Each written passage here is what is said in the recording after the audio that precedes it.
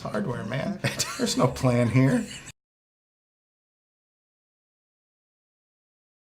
Well, John, I had a really shitty day today in the hardware store. I'm so surprised in I'm retail. sure you're just you wish you were there. It was just, I don't know. I mean, it was a beautiful day in Seattle, and I just couldn't figure it out because it was like one asshole, one pushy, aggressive douchebag after the other. I mean, and, I didn't go into work grumpy, but, I became grumpy. And so, by the end of the day, I was throwing shit back at people. And I even asked other people were being pushy bastards today. And they said, yeah, everybody was. And All up and down the line, yeah, even the cashiers? It's that sun that soaks into people's head here in Seattle after 3 days and they go crazy. But, it got me thinking, you were in retail for what, 1,500 years? 25 years. Okay. It's almost forever.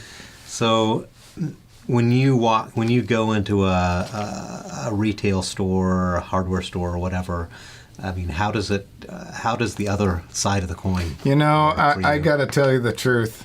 I am a sucker for retail people. They can shit on me from morning till night, and I'll be calm and patient and decent. I'll tell you a story.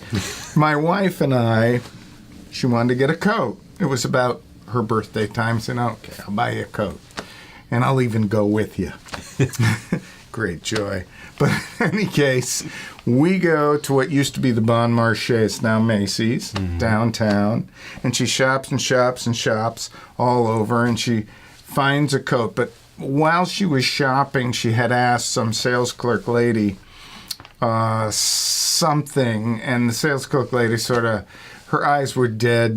She was roadkill. She'd been in retail way too long, and her eyes were dead, and she mumbled some stuff, and my wife took it as a, fuck you. Yeah. And I just knew damn well.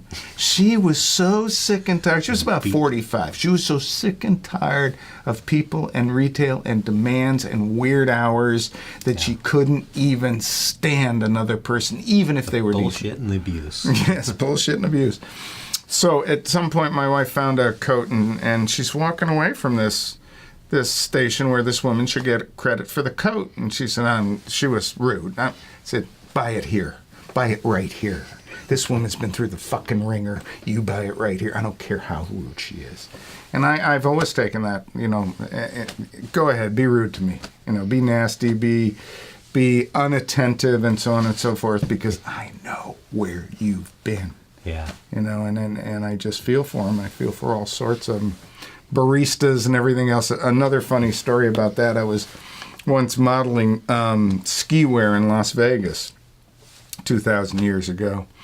And I went in the morning. In the morning, we ate at one. You're just making this up as you go along. No, this is true. This is true.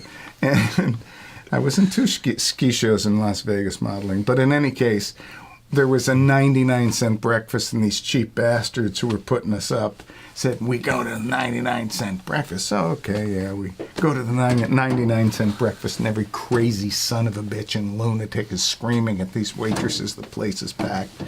So I turned to this waitress, and she's like a cadaver. She's so overloaded and full of hate, it is just breathtaking. I made the mistake of saying, how you doing? And she said, fine, always fine. And I took from that, don't ask me another word, just leave me alone. What do you want? I want to get out of here.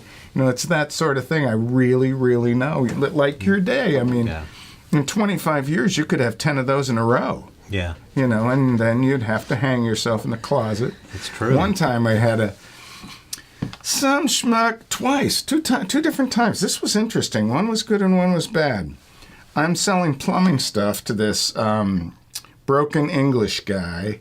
He's from Eastern Europe somewhere, is all I can glean from his really broken English. And he says he wants something. And I said, okay, you need a new P-trap, da-da-da-da-da. And he said, no! And he starts yelling at me.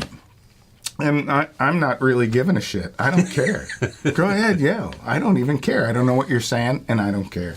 And this woman next to me is watching like this, and he yells, "You what? Aren't you listening? You goddamn!" He's really raving. And I said, "No, I think what you need." Ignored the whole thing. "I think what you need is a new P-trap, and I have one over here." It said, "For the kitchen or the bathroom." He starts yelling again and raving. And then one of the other people said, "You know what, I'll take care of this, and you take care of that woman over there." And the woman, I turned to the woman and she said, "You're the most patient man I've ever seen in my life." I said, "Lady, it's because I don't give a fuck what he says." So, but is that something that was natural to you, or did you just sort of... Oh no, so not natural to me. It was.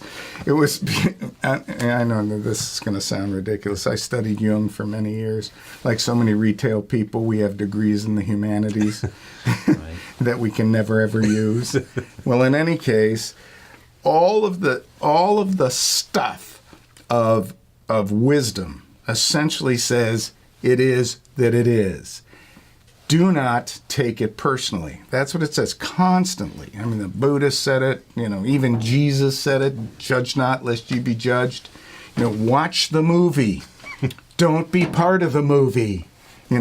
If you treat it like a movie, it will not bite you. Yeah. And Hard to after remember when there's a douchebag in your grill, but that's right.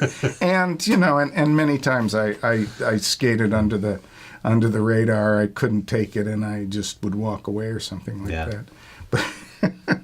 But I've seen some phenomenal idiots. did you ever lose it with somebody and just... Did I ever lose it? No, but I tried to fuck so many of those women.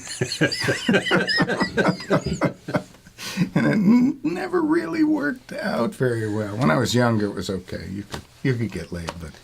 Why do you think people abuse retail folks or service people? Yeah, it's true. Why is it like a open season? God, well, you're trapped, and you have to be nice to them, Yeah. and you're not their mother-in-law.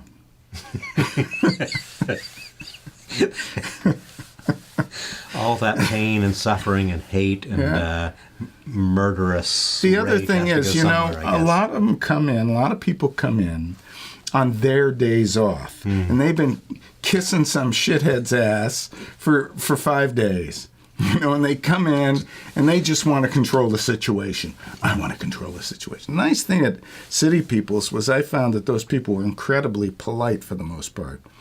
For the most part. Not today. Well, yeah, but if you go to one of those, when I worked in the CD down in Rainier Valley, oh my God, that's where I learned patience, because those people would come at you wanting you to be cruel to them, Yeah. or not having a clue of how to be polite or ask for something. A whole different way of Dynamic. dynamic. Yeah. They were so tough and so hard and so used to being abused by everything in life, and I just go, oh my God. I developed a slick sort of way to deal with those people.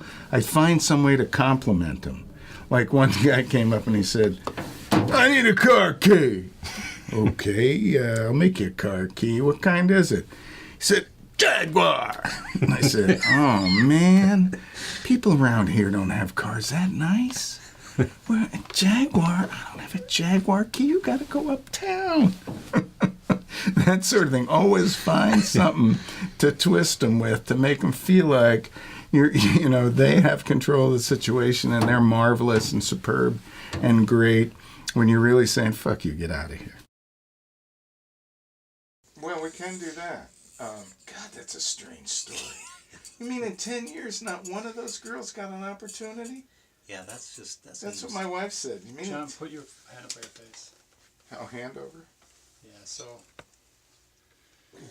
I know I can't stop you from doing it. When you put your hand in front of your face, then the shadows cast, so if you can keep it below your